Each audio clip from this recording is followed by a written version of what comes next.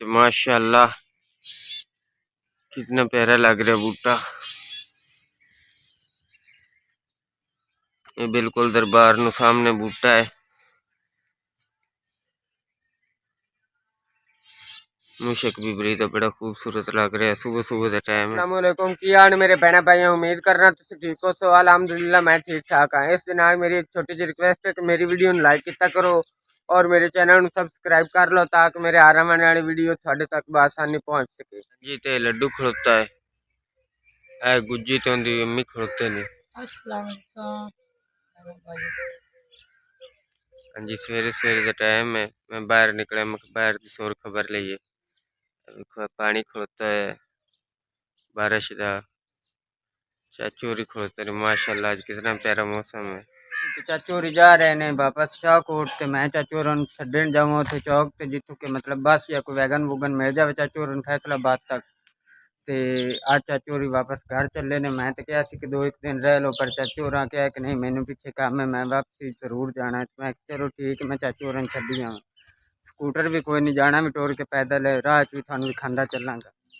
हाँ जी ते रूं दा बूटा है माशाल्लाह। देखो तुसी रूं। हाँ जी ते भिंडी लगी हुई है, भिंडी का फुल है। देखो माशाल्लाह कितनी प्यारी लग रही भिंडी। मैं चलिया सी चाचू ने छड्डन, राह च भिंडी वेखी, मैं कि चलो भिंडी भी खा लवां। हाँ जी चाचू जी अज फुल हैं डेली दे नाल। वेखो बताऊं गड्डे हुए ने बताऊं दे नाल कि वेखो जी बसल गड्डे हुए ने ते बसलें दे नाल भिंडी के बूटे लगे हुए ने। वेखो माशाल्लाह भिंडी भी लगी हुई है, बताऊं भी लगे हुए ने और बसल भी हैं। हाँ जी भाई और गोटा तैयार कर रहे हैं। देखो माशाल्लाह भाई और गोटे का कारोबार है। अगे जामे श्री शरबत पाए सोन में गोटा पा दिता। ते चौक तो मैं चाचू जी और छड्डन आया सू। चौक तो पहुंचे खड़ोते हैं। ये तो चाचू और बस मिल जाती है, बैठी चाचू की बस के इंतजार है। मशीन लगी हुई गोटे वाली अंदर जी, गोटा रगड़ते ने तो बनेंदे ने। हाँ जी 2.5 गिलास तैयार हो गए। हाँ जी तो गोटे के गिलास पे ने, चाचू और नाल बैठे ने। हाँ जी चाचू जी वापसी जा रहे हो। हाँ जी तो माशाल्लाह मशीन का डिज़ाइन है। देखो मशीन गोटा रगड़ना। वेखो माशाल्लाह थल्ले दौरा केडा वड्डा है। ये है साइडा तो लोहे का है, लोहे की चादर चढ़ी हुई है इस दौरे ते। वेखो थल्ले लोहे का स्टैंड है ते अंदरली साइड तो दौरा जी मिट्टी का ही है। वेखो तो रंग होया बेचा मुतार बनाई हुई ने, पिछले सन लोहा लगा हुआ है माशाल्लाह। छोटा जा जनरेटर है नाल, बड़ा सोहना सेटअप बनाया हुआ है। पहुंचे हैं मैं चाचू छड्डन चौक ते आ गया। वेखो चाचू भी मेरे नाल ही ने, तो उन्हें तो मुश्ताक चौक तो छड़ के मैं चाचू वापस जा रहे हैं। हाँ जी तो भाई मिठू होरी सब्जी लैके आए खड़ोते ने। महल्ले विच तोड़ आ जाते हैं भाई मिठू होरी रक्शे वाले ने। रक्शा भी है इन्हों का, दुकान भी है अपनी सब्जी की इन्हों की। होरी तो इकरा आ गए भाई मिठू को सब्जी लवेन। आ वेखो जी हाँ जी तो की पिया है, मिर्चा पईयां ने, धनिया हैं, टमाटर हैं, पालक है, टिंडिया ने, देसी टिंडे, पालक, आलू आ भी टिंडे ने, शिमला मिर्चा अगू बताऊं। फिर आगे जनाब बसड़, गोभी आ गई, फिर आगे कद्दू, करेले ने, पे पुदीना, भिंडियां पईयां ने, आ भी भिंडियां ने, देसी तोरियां ने, माशाल्लाह धनिया ने। भाई मिठू होरी आज माशाल्लाह फिर रक्षा भरी फिर सब्जी। अम्मी जी आपा की सब्जी लैनी है? भिंडियां लैनी है। ठीक हो गया जी, मैं भाई मिठू को ले लीए। वेखो जी सब्जी मैं लीए भिंडियां ते प्याज ते बाकी मसाला है जी। अम्मी आखे भी आज भिंडी पका ली, काफ़ी दिन हो गए। मैं आखे ठीक हो गया अम्मी जी अज आप भिंडी पका ली। टमाटर पे ने, मिर्चा पईयां ने कटियां हुई, अगे भिंडियां ने, बसड़ हैं, घ्यो पे जी, खैबर मीज़ान बनस्पति है जी, हर घर की जान। ते अम्मी होरी अग बालते पे ने। हाँ जी अम्मी जी अग बालते पे हो? अस्सलाम वालेकुम मेरे भैणा वीरावां मेरे धियां पुत्रां की हाल चाल ने। उम्मीद करनी हाँ जी तुसीं ठीक ठाक हो। सो बेटा साडियां दुआवां तुहाडे नाल।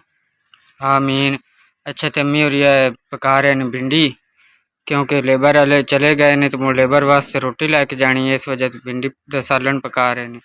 हाँ जी ते अम्मी और भिंडियाँ पा दी ने, भिंडियाँ फ्राई होंदियां पईयां ने। वेखो जी इधर बुरी च लकड़ी पईयां ने। माशाअल्लाह यह साडा सूरत हाल है जी किचन का, साडा किचन का एरिया है। अम्मी और सब्जी बनाते पे ने, धुप भी काफ़ी झाड़िया ये सिर ते आ गई धुप। हाँ जी तो भिंडियाँ फ्राई हो गई ने। हाँ जी अम्मी जी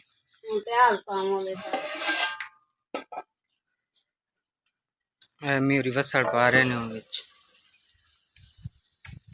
हाँ जी तो भिंडियाँ फ्राई हुई हुई ने, ये हुण मैं खाऊंगा क्योंकि शुगर के मरीज़ वास्ते चंगियां होंदियां ने। तो थानू भी किसी भैन भाई नूं अगर शुगर है तो तुसी भी खा सकते हो। फ्राई हुई हुई भिंडियाँ चंगियां होंदियां ने जोड़ां वास्ते। हाँ जी चम्मी दूसरा मसाला पा रहे हैं, टमाटर मिर्चें वगैरह। हाँ जी चम्मी और भिंडियाँ पा रहे हैं। देखो धुप बड़ी तेज आई तो मैं उत्ते कपड़ा जला दिता। मैं कि चल कोई तो मतलब खैर सला उसी ना इस धुप तू है। वेखो जी इस तार नाल बन छड़िया ते ओ परली तार नाल इदू बने हुए ते इदू दोवां तारां नाल बन के मैं चलो गुजारे लायक तां छप्पर जे बना ही दिता है ना।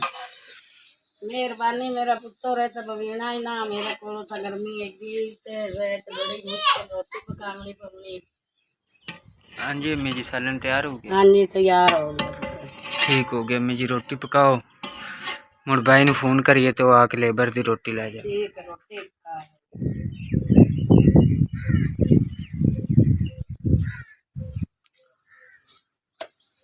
हाँ जी तम्मी और रोटियां पका रहे ने। हाँ जी ठीक हो गया अम्मी जी। हाँ जी तम्मी और रोटी पैक कर दी। मेरी लेबर की रोटी पैक हो गई। हाँ जी तो अल्लाह किता भाई भी आ गया, उन्हें रोटी लैके जैसी लेबर दी। हाँ जी तो भाई और रोटी लैके जा रहे हैं। भाई तो मामू आए हैं दोवें जने, हम रोटी लैके जाते पे ने लेबर वाले। आलू पे ने कट्टे हुए ते अम्मी और प्याज कटते पे ने, ओ पर नाल दाने पे ने। हाँ जी अम्मी जी सब्जी नु अज लेट कर छड़ी ने। लेट पुत्र हो गई है तेरी भरजाई नु उड़ीकदी रही हां।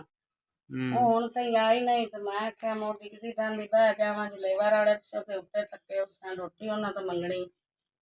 ठीक हो गया अम्मी जी तो सब्जी बनाओ, मैं उतना टाइम आग बाल ली। ठीक हो। हाँ जी कमी और मसाला पा रहे हैं। हाँ जी ठीक हो गया जी।